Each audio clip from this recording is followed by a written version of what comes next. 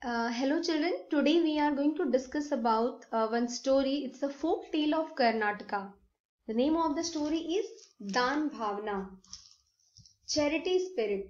You know children, when we give something to other, it's when we do charity, our feeling really matter. With which feeling? With greed we are helping somebody, or we really want to help somebody. So this story is all about that. Dan Bhavna means charity spirit. Srinivas नाम का एक बालक अपनी दादी के साथ एक नए गांव में रहने आया. A boy named Srinivas, he came with his grandma. Dadi means grandma. So he came with his grandma to stay in a new village. नए गांव means new village. गांव is village. वे दोनों गांव के साहूकार के पास पहुंचे. साहूकार means money lender. Earlier bank was not there, so for help people were if people they want loan, they were going to these money lender. So in Hindi it's known as साहूकार. So वे दोनों गांव के साहूकार के पास पहुंचे. Both of them they went to the money lender, the साहूकार of that village. साहूकार अपनी तोंद फुलाए कुर्सी पर बैठा था. With his fluffy tummy he was sitting on the chair. तोंद फुलाए means his fluffy belly. So he was sitting on the chair. दादी और पोते ने साहूकार को प्रणाम किया. So दादी and पोते they both did pranam to that साहूकार. Pranam means saying namaste or say hello. दादी ने उससे कहा. Then grandma said, मालिक, sir, हम दूसरे गांव से आए हैं. We have come from some other village. अब यहीं रहना चाहते हैं. Now we want to stay here in this village. आप हमें सिर छिपाने की जगह दे दे. If you can give us some place to stay. बदले में हम आपके घर के काम कर देंगे. And in return we'll do all your household work. साहूकार ने मन में सोचा. Then that money lender he thought in his mind, बिना दाम के दो मजदूर मिल रहे हैं. बिना दाम के means without money, without giving any money I am getting to labour. So I am getting to labours without giving any money. इन्हें क्यों छोड़ा जाए? Why to live them? वह मान गया. So he agreed. उसने घर के पिछवाड़ा मीन्स बैकयार्ड, उन्हें रहने की जगह दे दी. So he gave them place to his backyard to stay. Means they can stay there in his backyard. दादी ने पूछा. Then grandma asked, साहूकार जी, इसका किराया क्या लगेगा? किराया means rent. How much rent I have to pay? साहूकार ने झट से बताया. Then money lender quickly said, मेरे घर में 4 भैंसे हैं. In my house there are 4 buffaloes. भैंसे is buffaloes. 3 बैल 3 ox और 4 गायें हैं. Cows 4 cow I have. उन सबको चराना होगा. You have to take all of them for grazing. उनके गोबर को पाथ कर उपले बनाने होंगे और उपले बेचकर उनके पैसे मुझे देने होंगे. He said that okay, you have to use that cow dung, and by using that cow dung you have to collect the cow dung, you have to make cow dung cake, you have to sell it in the market, and you have to give that money to me. That will be your rent. दादी और पोते ने साहूकार की शर्त को मान लिया. So grandma and grandson they both agreed to his condition. So 2 works he assigned. First they have to take all the kettles for grazing, and they have to collect the cow dung, and they have to make cow dung cake with that, and they have to sell it in market, and the money they have to give to साहूकार. That will be their rent. दादी और पोते ने साहूकार की शर्त मान ली. So grandma and grandson both of them they agreed to the condition which money lender kept in front of them. उसी दिन से दादी तो साहूकार के घर का काम करने लगी और पोते ने गांव में ही कोई काम ढूंढ लिया. From that day onwards, grandma started to do all household work of that money lender's house, and grandson he started doing some work in village only. He searched and he started doing some work in village. उनका जीवन चलने लगा. And this is the way they started their life in that village. This is the way they were living their life in that village. एक दिन की बात है. One day साहूकार के दरवाजे पर फटे हाल एक भिखारी आ गया. Just on the door of that money lender, one troubled beggar, he came in front of his gate. साहूकार ऊंची आवाज में बोला. Then that money lender, very loud voice, he said, चलो चलो आगे बढ़ो. रोके, just go from here. मेरे पास कुछ नहीं है. I don't have anything. वह भिखारी घूमकर पिछवाड़े की ओर आ गया. So that beggar, he just went to the backyard of that house. दादी को उस पर दया आ गई. Grandma felt very pity on that beggar. घर में जो खाना बना हुआ रखा था वह उसने भिखारी को दे दिया. So whatever cooked food was there in house, she gave to that beggar.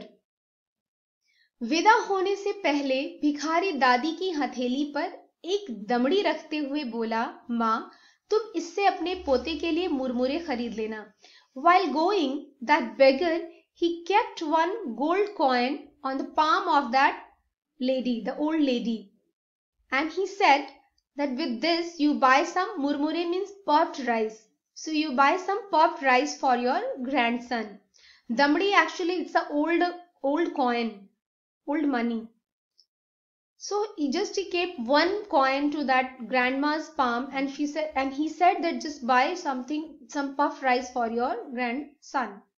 दादी ने उस दमड़ी को अपनी संदूकची में रख दिया. संदूकची means small wooden box. So grandma, she just kept that coin in that small wooden box. वह सोच में थी कि आज अपने पोते को क्या खिलाएगी, and she was thinking what to give or what to feed my grandson today. तभी उसका पोता खेत से आया. At that time only his grandson, he came from farm. वह भूखा था. He was very hungry.